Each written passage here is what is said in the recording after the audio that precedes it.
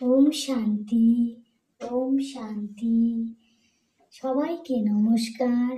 ভগবান শিব বাবার কাছে প্রার্থনা করি সবার কল্যাণ হোক, সবার মঙ্গল হোক।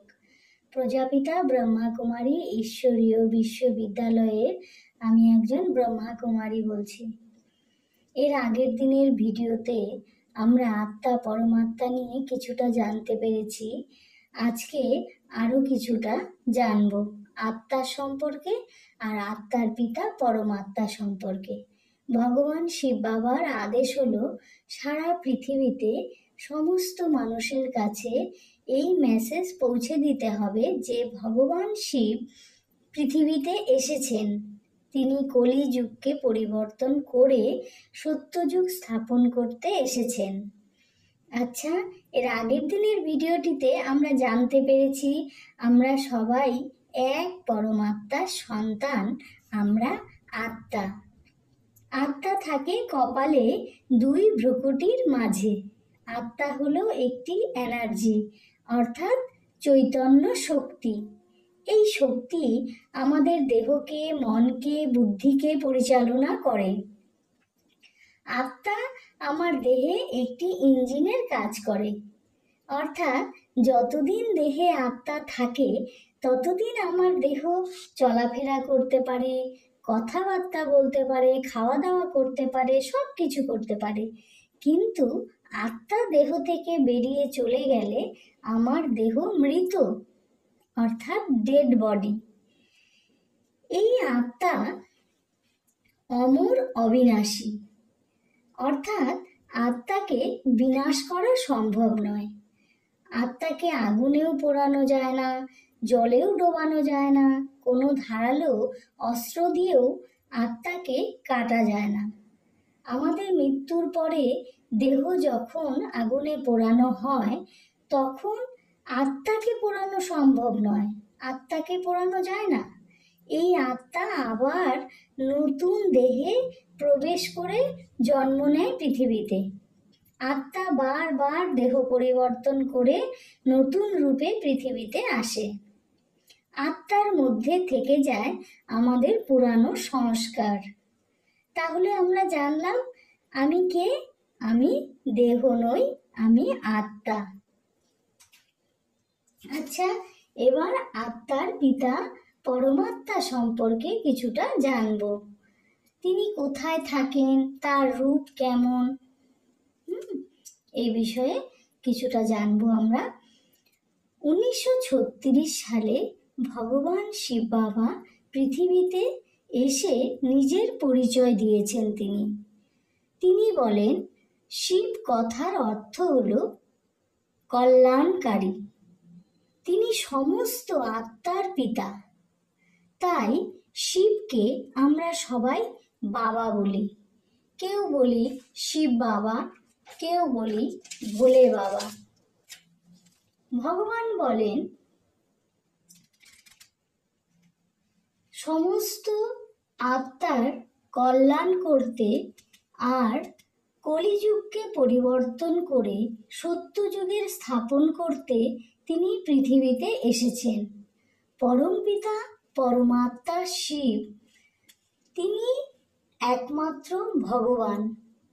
বাকিরা সবাই দেবী দেবতা, কিন্তু সবাই ভগবান নয়। কারণ শিব বাবা বলেন দেবী দেবতারা মাতৃগর্ভে জন্মগ্রহণ করেন এবং তাদের মৃত্যুও হয়, কিন্তু ভগবান শিব মাতৃগর্ভে জন্মগ্রহণ করেন না, তার মৃত্যুও হয় না।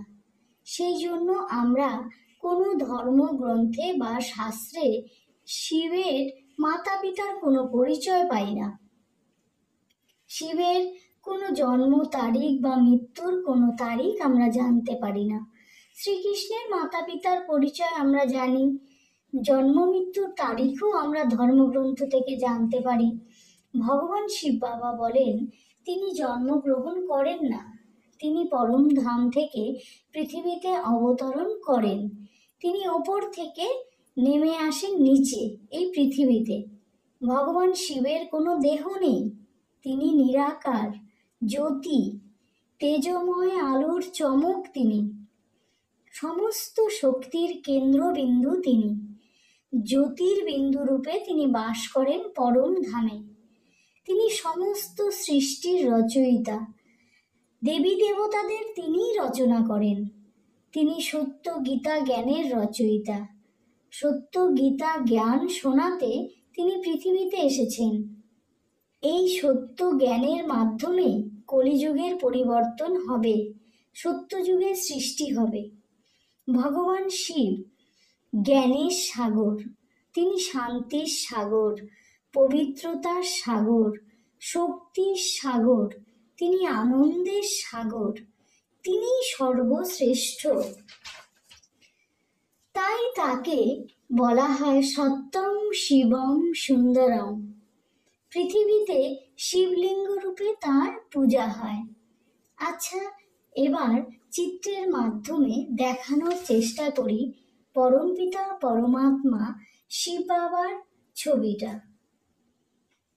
এই যে এখানে দেখা যাচ্ছে পরমপিতা পরমাত্মা জ্যোতির্বিন্দু, তিনি জ্যোতি। পরমপিতা পরমাত্মা শিব বাবা সমস্ত আত্মার পিতা, জ্যোতি, নিরাকার জ্যোতির্বিন্দু। এই যে দেখা যাচ্ছে এখানে, তিনি গীতা জ্ঞান দাতা, তিনি শান্তির সাগর, তিনি শক্তির সাগর। এখানে চারদিকে তার গুণের কথা লেখা আছে।